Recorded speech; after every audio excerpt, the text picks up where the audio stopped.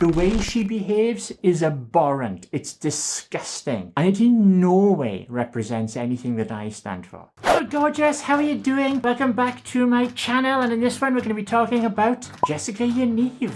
Who is she? Why has she been blowing up all over social media lately? And frankly, why should we care? Let's get straight into it.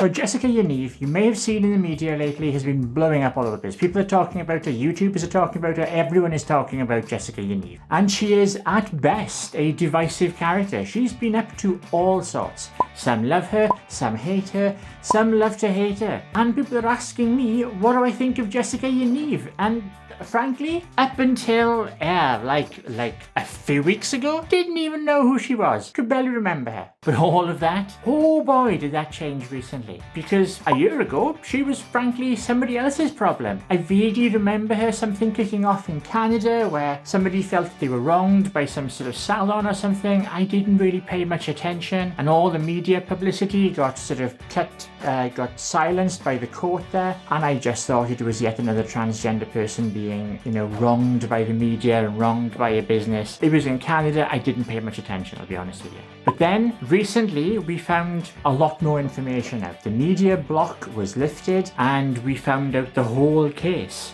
And frankly, I became disgusted, angry, infuriated, all kinds of things, all kinds of the spectrum of emotions hit when more was discovered about Yaniv and her actions, to the point where I'm not even sure if Yaniv is even trans or not. So here is the story so far. Jessica Yaniv is a Canadian who claims to identify as an intersex transgender woman. Recently, she's caused a lot of controversy when she took a number of people to court. She wanted to have a Brazilian wax done, and so she got in touch with various salons and beauty service providers in order to get a wax done. Now, a Brazilian wax, if you don't know, is the waxing basically of the genitals. However, Jessica Yaniv is pre-operative. She has male-appearing genitals. And so she found a lot of salons were not really comfortable performing that procedure on her. And frankly, this is not unusual. Most salons, most people who perform that sort of procedure do it on women's genitals, on female genitals, on, frankly, vaginas.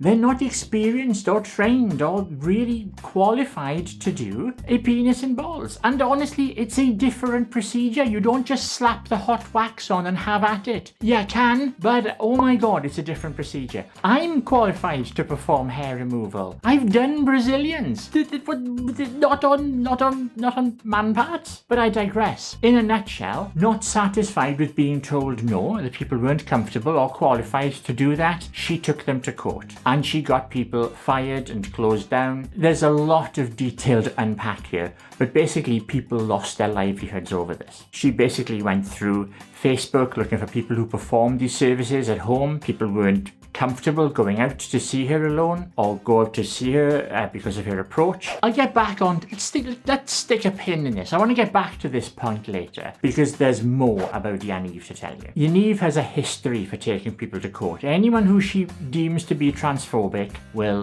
feel her wrath. She will use the law to the extent of her abilities. And basically she claims that she's being discriminated against, that it's a transphobic thing, and that the things that she wants done are acts of affirmation. And I kind of get that, but it's a bit of a two-way street. And again, I'll come back to this point later. The problem is that the way she's going about it. This plays directly into the TERFs and the far right, and all of this transphobic press plays directly into the genetic men forcing women to do things on them against their will. It's kind of, it doesn't read well. The TERFs are going into a feeding frenzy here. It's like all their birthdays and Christmases rolled into one, because here is somebody that appears to be the very thing that they have said can happen for a long time. A quick look into Google for Jessica Yaniv. You will see that pretty much all the press about her is far right. It's TERF related. It's a TERF, by the way, is a trans exclusionary radical feminist. It's an acronym for people who really don't like transgender people. And even though Yaniv claims claims to be doing this as an activist for transgender rights, to try to push people's rights. She really is not. She's putting transgender rights back years. This is not the approach people should be taking. But again, I digress, because it gets even worse. At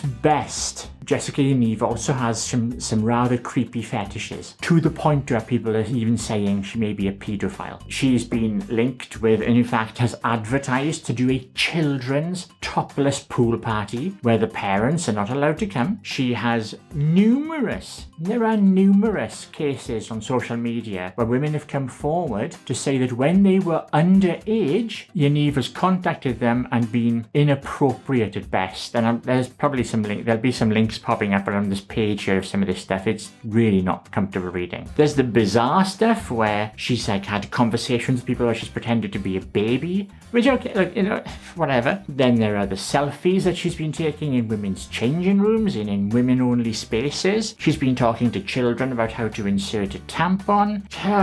She's been asking people if she'll find nude women in women's changing rooms. It's so creepy. Somebody's come forward that claims that when she worked with Yaniv on a tech blog site, Yaniv tried to get her to review sex toys and other related paraphernalia. There's just so much to unpack here. And this is not like a one-off thing. There is a ton of stuff. She's been really prolific. She recently did a live stream with Blair White, a well-known transgender YouTuber, and while the video was a train wreck at best, and I don't necessarily agree with some of the way Blair White approached this, Yaniv did herself no favours here. She pulled out a taser and said that she was, this was to defend herself. Tasers are illegal in Canada. This led to Yaniv's house being raided by the police, although as far as I'm aware, no arrests were made. In this call, Yaniv said that she was intersex now and that she could have periods, and to prove it, she showed a sanitary towel. I've got sanitary towels. I don't have periods, though. I've had surgery and I use them because, well, vaginas are kind of messy, right?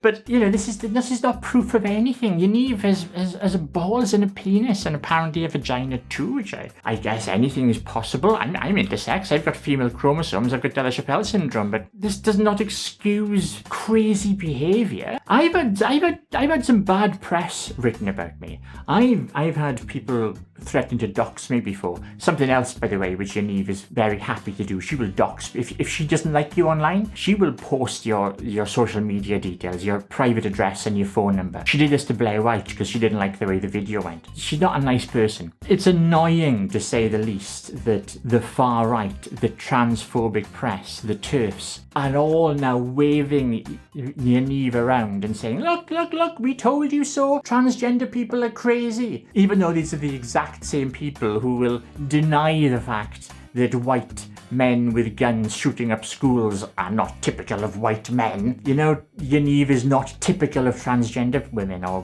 transgender anyone. She's typical of no one other than herself. There have been fantastic transgender activists in social media for a long time. From Andrea James, Calpurnia, Kat Black, even Blair White are far better transgender advocates and spokespeople for the broad sort of community than Yaniv ever has been. Yes, she's got tens of thousands, hundreds of thousands of people following her on social media, but it doesn't take long to find out that those are pretty much all fake, so you can check that sort of thing very quickly. So what to make of all this then? Where do we go? What's the solution to this, the Jessica Yaniv problem? Well, first of all, as much as I hate the fact, the reason I haven't done a video on this up until now, and people have been saying, oh, what do you think of Jessica Yaniv? I'm like, well, I haven't done a video because I don't want to be jumping on that trending topic bandwagon. But I feel that we need to do something. At the moment, the far-right press is controlling this narrative. As I said earlier, if you search for Jessica Yaniv, it's almost all right-wing. I'm right-wing myself, but this is transphobic right-wing. We need to stand up here loudly with a voice and say she does not represent transgender people. She is by far the minority in transgender communities. She is not typical in any way. Furthermore, I don't think it's transphobic to not want to perform an act on male genitals. Now, if they'd said to her,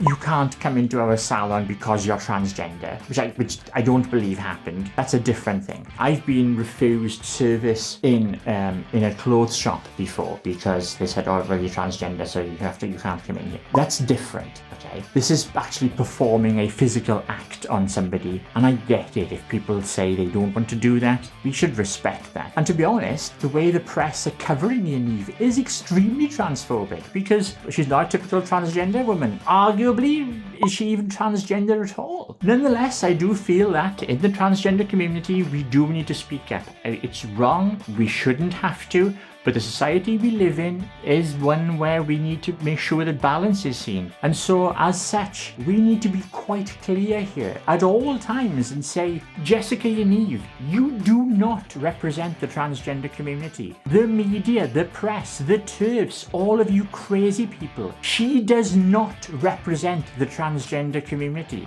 In fact, the way she behaves is abhorrent, it's disgusting, and it in no way represents anything that I stand for. Jessica Yaniv, from her actions, appears to be somebody who wants to exploit the law, to abuse some of the protections that we have as transgender people, purely to push her own agenda for, I don't know, attention, to get money, to sue people, I don't know. That is not what these laws are meant to be doing. And frankly, we need to make sure that people are aware that we do not believe that what she is doing is a right thing to do. Jessica Yaniv, sit down. And that is where I'm going to leave this one. That is, if you weren't familiar with Jessica Yaniv before, well, however you pronounce Jessica Yaniv, then hopefully now you know who she is. You can Google it. And this is an ongoing drama which I suspect isn't done yet. I'd love to know what your views on this is, and if so, leave the comments below. Hit that alarm bell and subscribe if you want to see more of this sort of content, and I shall see you all in the very next show.